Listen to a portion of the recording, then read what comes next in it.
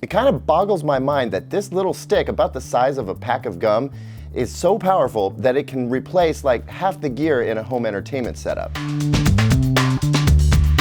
This is the Roku Streaming Stick Plus, and whether you're a full-on cord cutter or you're just now getting into streaming Netflix, I'm going to highly recommend that this be the device you get, even if you have a smart TV or a game console that can stream from Netflix, Vudu, or Hulu. The reason? Roku's interface and its search. Now, it's not a perfect device, but it's got a ton going on for it, enough for me to say this is the best streamer of the year.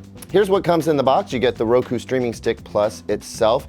Here is a USB power extension with a wall adapter. That's so that it's a little bit easier to plug into a wall outlet as opposed to a USB port on your TV. This is the power cable itself, and you'll notice there's this big piece here. That's the antenna, and you can't go without this. You have to use this in order to use the device. There's also some batteries for this excellent remote. The remote looks similar to previous iterations, but you'll notice there's some differences here.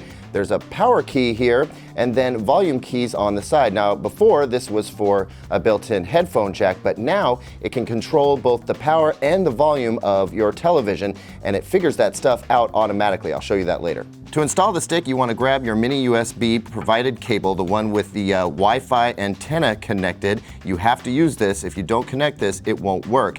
Go ahead and slip this into your HDMI port of choice, and then from there, you can take the USB tip and plug it directly into the TV, but that's going to take a little bit longer to boot up. You're going to have to wait for the device to start up every time you turn on your TV. To avoid that and have the Roku be always on, just use the wall adapter and the power extension and plug that into wall power. Setting a Roku up is about as easy as it gets, although if you have an established Roku account, it could be a little time consuming as it goes through and downloads a bunch of apps. The coolest part of the setup for the Streaming Stick Plus is the addition of your TV control. It'll simply ask you if you hear music playing, and if you do, you tell it yes, and if the music stops, you tell it yes, and voila, you can now control your TV's power and volume with the Streaming Stick Plus remote.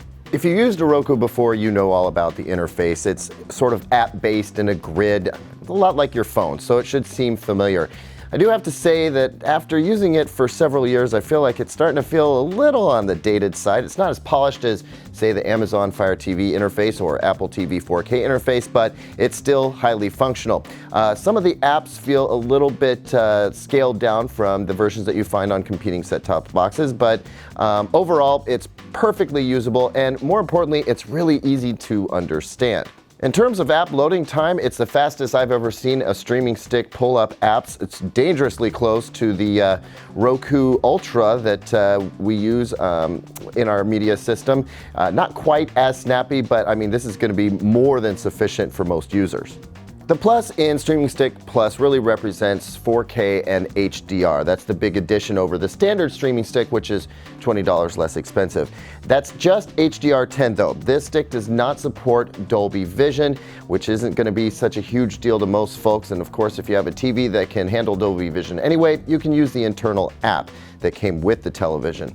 Otherwise, it does support Dolby Atmos audio, which is excellent. That's the best surround sound format there is. So whether you're using a soundbar or a full-on home theater system with Dolby Atmos, you're gonna get the best sound from any streaming service. So should you buy the Roku Streaming Stick Plus? Well, my answer is an emphatic yes. This is my favorite streamer this year. I grant you it's not perfect. The user interface may feel a little bit dated by comparison to some of the newer 4K streamers out there, but it's still super user-friendly, and it has the best search out there. You can search across all the different apps. It'll show you what you want to watch and whether you can watch it for free. That's a big deal to me. Also, a big deal is the addition of the power and volume controls for your TV. Now you can throw that remote in the drawer and never look back. That's great, especially for people who use a Roku in their bedroom for almost all their entertainment.